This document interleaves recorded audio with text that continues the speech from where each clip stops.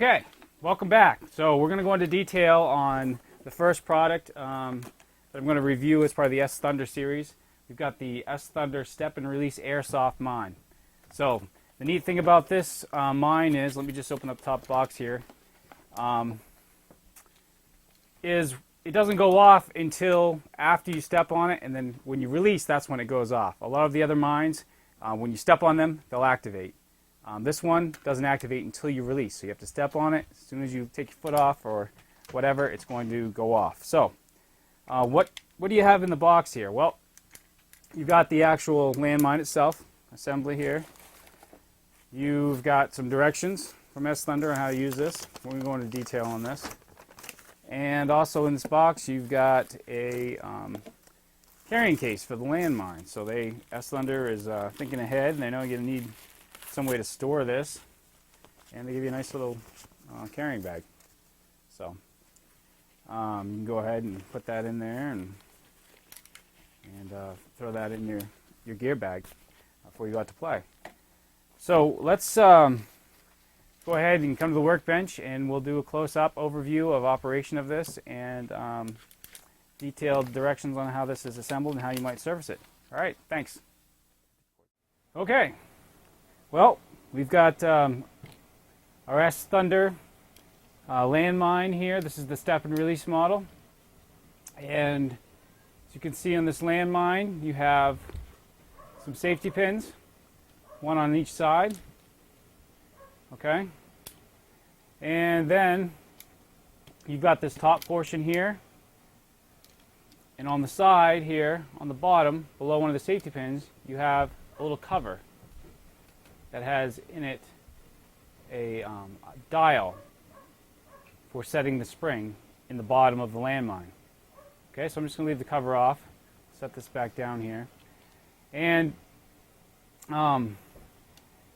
let's just go over basic disassembly of this first. So you could take out these safety pins. This is not charged.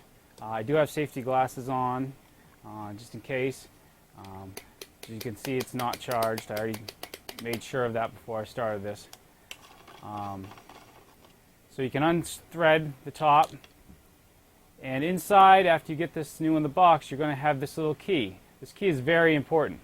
You don't want to lose this. It's got dual function. The key is used to actually set the mechanism for triggering the mine through this bottom plug that we've exposed here. So you actually take the key and you put in the bottom of this key fits in over this metal piece, and you turn that and set it, and it will lock. Okay, so that is used when you set it this, and then the other purpose of this key are these two prongs on the top. You take these two prongs and you put them in to the top of the grenade, and you set those in there, and there's a lock. It's actually labeled in there. It says lock and it says unlock, so it tells you right in there. So we can turn this to lock it or to unlock it. Okay, so we've got it unlocked now, and the whole unit's going to come out. You can see there's some water in there because I've been setting it off, so that's not going to be there when you first disassemble this. And you've got this top piece where it basically has the reservoir for where you put the powder and where you put the water or whatever you're going to have trigger. So take that off, and you can see this is the essential CO2 slash natural gas if you want to use it unit that is in the core of all of their landmines that operate in this manner. Some landmines use 12 grams. You'll see those in the videos. But these are charging units, and these are the same chargers basically that are used in their shells, for their grenades that you can launch, as well as the shells that launch the BBs and other items that you can pack into them and put the plugs on the end. So this guy right here is pretty much the guts of the beast here. If you look in the bottom, you can see the mechanism I told you about.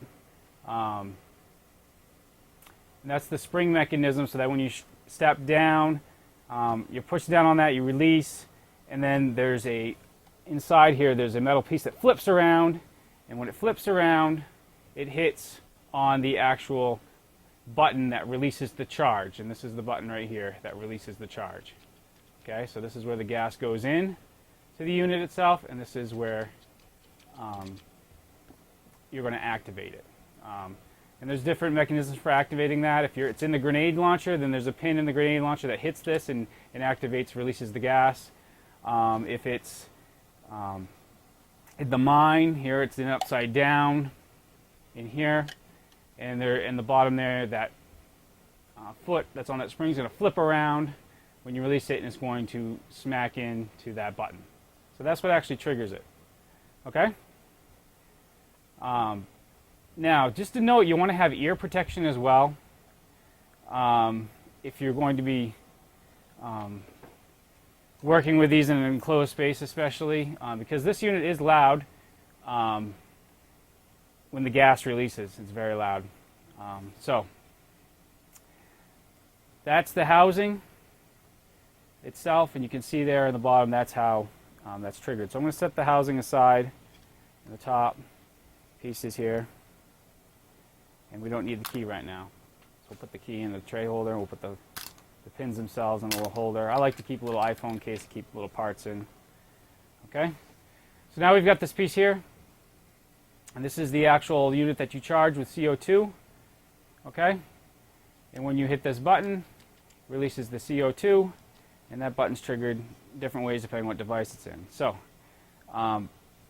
the landmines can be a little trickier, but all of these units basically are threaded into a plastic housing.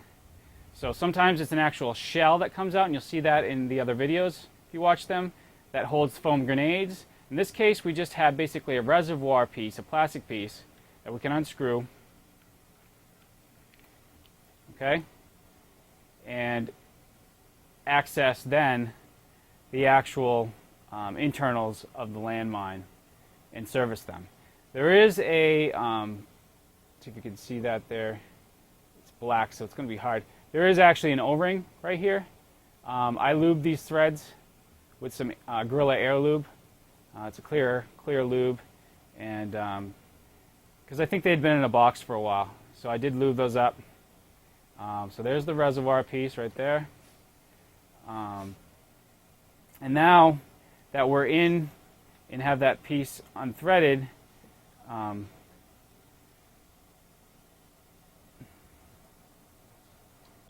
we can push on that button and pop out the internal pieces. You want to be very careful when you do this, because there's actually 4 ball bearings in the plug that sits inside that reservoir. There's holes, and let me just get the bearings into a tray here. 1, 2, 3, and the 4th one's still in here. You need a pick real quick.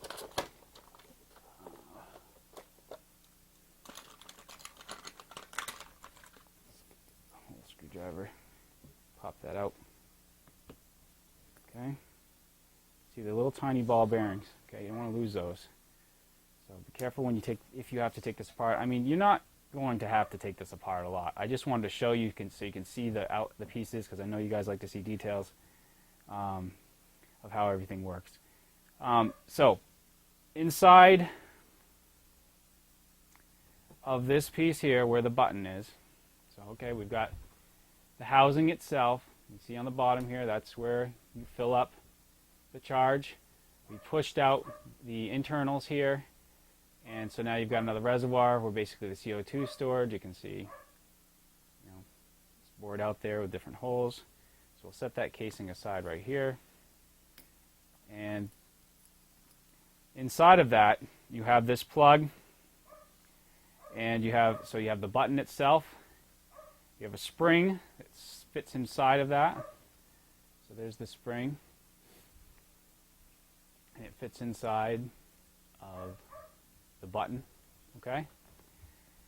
And then that slides inside of the actual plug there, okay? So when that button's pushed, you're going to break the seal, release the gas, essentially is how that works, okay? So, tricky part, one thing I want to mention when you're dealing with this, a little tip for you, how do I get, this all back together? If my bearings fall out, the holes are actually such that the bearings aren't just going to sit there, at least on this one. I haven't serviced them all yet. On this one, it's going to fall out, okay? So, it fell through the other hole. What are the odds of that? It's actually pretty good. So they're going to fall out. And if you have a problem with them falling out, I've already done this with this one once before. You can just take some Marmalade or some Gorilla Air Lube, whatever you want. You basically just put a swab of lube right in the holes. And then put the bearings in one at a time. And the lube will hold them right in that open hole. Okay? So these little tiny holes where the bearings go, just put a dab of lube in there to basically fill that hole, and then put your bearings in. And they'll sit right there, okay? They won't fall out. You can wipe the excess off after you get them set in there, okay? So I'm just going to do that for all of these. Now I want to show you this because I can imagine if you're using powder, other materials, it could get sticky. Crap could get down in here through these O-rings when they pop up. I mean, there's two O-rings I'll show you here. Those two O-rings. So, I mean, you might not have a problem, but I think every now and again, if you're using these a lot, you're gonna have to check and service these. So, I might be going overboard here with the lube a little bit, but it's just gonna blow it out anyways. I don't want it to fall apart while I'm doing this. So once I've got that together, I'll go ahead and put the spring back into the correct end. You got the small button. That's the side that you press on, you saw before, and then you got this open face end, and that's where the spring goes. Okay? And then go ahead and put these two together. Okay? And then take there's a few ways you could do this. You can go right into the shell here, the reservoir, stand this up, okay? So I've got that standing right there in that reservoir. All my ball bearings are in there, and now I could go ahead and line up that button. This is tricky. I mean, I have to take a few attempts at this. Okay? And I'm going to flip it upside down. I'm going to thread it back together again. Okay? So you just lube. There's 3 O-rings there to lube. I'd already lubed these before. There's plenty of lube in here that's going to blow out. I'll probably clean that out later. I just wanted to show this to you guys, how this works. Okay? So go ahead and type that back in. You'll see down here, I've got that plug back in the reservoir. You want to make sure you have this facing the right direction. You can actually get this the wrong way if you're not paying attention. And you can see the button here is operating. Sometimes this button might get stuck, and they already tell you in the directions. You just push it with a pencil. If it does get stuck, I'll see if I can make it stick like that or something. Just push it with a pencil real quick. If it's in the device. So maybe it fired and then it's not lining up with the hole for some reason. So you can just wiggle it around, make sure it goes back to where you'd like it to be. Okay? So that's the unit itself and how you can service it. Now, once you're done servicing it, you're going to want to test it. Like I said, put on some ear protection because this is going to be loud. I got a little extra lube on my fingers, so I'm just going to go ahead and clean that out here. Don't want that extra lube on there, especially near where I'm going to fill it. Alright, so I'm wiping my hands off. And to fill these, you have to get one of these adapters that go on a 12-gram bottle adapter. So you put the 12-gram in here, and you screw on the back end, and then it will pierce the 12-gram into this cartridge, and then you basically have a unit that you can use to charge into the little hole on the gold stem here. Okay? So you go ahead and line that up, and once you have it lined up, it's kind of a quick press. This is, I think, one of the most challenging parts is knowing how long to charge these for. So you press that down, charge that, and as soon as you charge that, I've got this apart now, okay?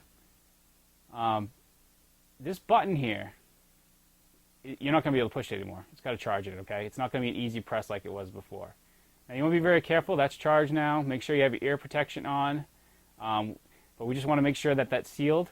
S Thunder designed these so that they actually will hold their charge at an extended period of time. They're not just airsoft.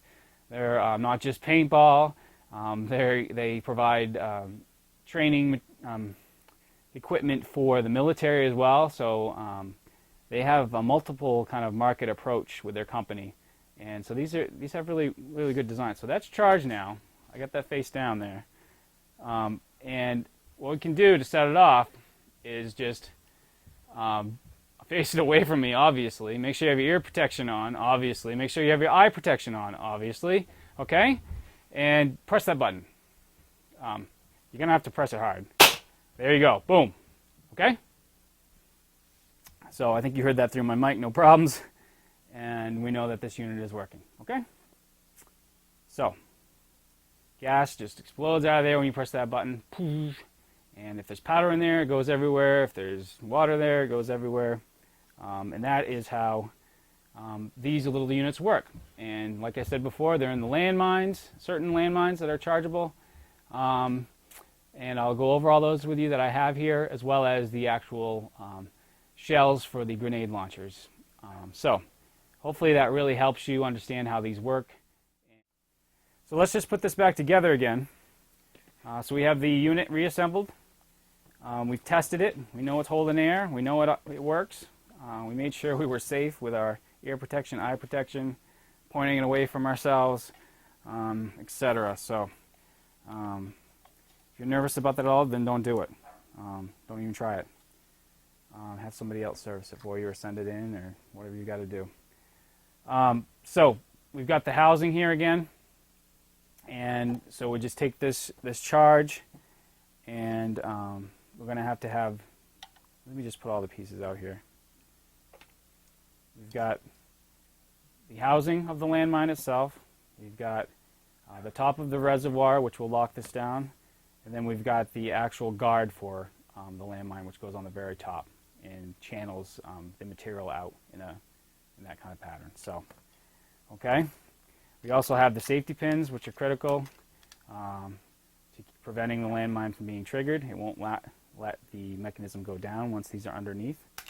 And we've got our key here that we're going to need to lock this together. So we're going to go ahead and slide this, line it up with the bottom holes, slide that in there. Okay. And you might have to, move it around a little bit. It's not necessarily a easy thing just to put right in there. Okay, so you line that up with the bottom hole so you can see that. Go ahead and push in that locking piece at the top. Okay, and put your key into the two holes on either side here. Push down, and you can lock that in. Okay. So unlock, right? It's flush at the top, lock down in. When it's locked down in, turn it upside down, nothing comes out, okay? When it's unlocked, it will fall out, okay? So that's what that lock on the top is for. It has nothing to do with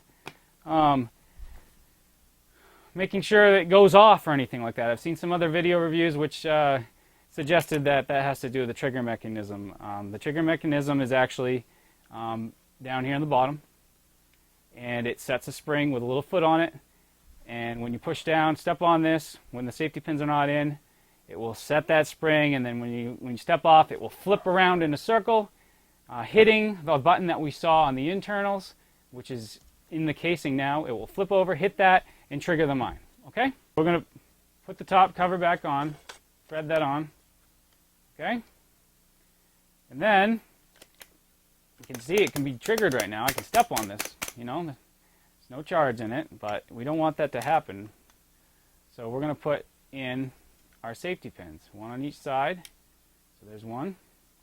Flip that around and get our other safety pin out of our tray here and put that in. Okay? So you've got two safety pins in. I cannot push down on this now. No one can step on this and trigger it. Okay? Okay, so let's just go over how this basic operation of this unit. I've got my eye protection on, my ear protection on. Got a 12 gram CO2 cartridge in my fill adapter. I've got the key for setting the trigger mechanism on the landmine, and I've got my safety pins in with the unit facing away from me, and my eye and ear protection on. Okay? So first thing you want to do is actually set the trigger mechanism, okay, because of the way it operates inside of there. Then you want to go ahead and put a charge in. So put a charge in there. And so at this point, we're ready to rock. We've got our pins still in because we haven't buried this where we want it yet. You want to pull those pins out until you want it to be live. So maybe use this booby trap, or, you know, set something on top of it or something. I don't know. Burying it most likely with it partially exposed so that the water and powder can come out here. So once you get it all set to where you want it, you go ahead and pull these safety pins out, and it's live. Again, I've got ear and eye protection on. This unit's facing away from me. There's nobody behind the camera or anything like that, so we're safe. And we're just going to blow out the CO2 charge itself and make a big bang. So somebody would step on this, and now it's ready to go. So wait for it, wait for it. Boom! That's it. They're dead. Okay, so that's the basic operation. You want to go ahead and put the safety pins back in. And don't lose the key itself. Okay, make sure you put that in a safe place because you're going to need that. I mean, you could use pliers or something to get down on that. But make sure you do turn this first, because if you don't, it's not going to be set right so that it will hit the button. But again, this is the step and release model. It doesn't actually trigger the device until you take your foot or the weight off of the device. So I could see this being used tactically for setting booby traps. Maybe you got an object in a scenario that folks have to go and get. It's a heavy object. You could actually set one of these underneath it. Just set it with a bang, you know, charge. Don't put anything in it. They'll fly in their face. And then they pull it up and boom, goes off. Scares the crap out of them. They're out. However you want to do it. I mean, the thing to keep in mind is just to think safe when you're using it.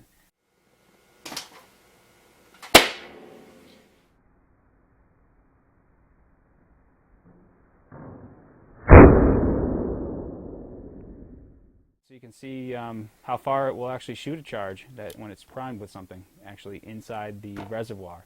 And again, this is water or powder is what it's labeled as. Okay?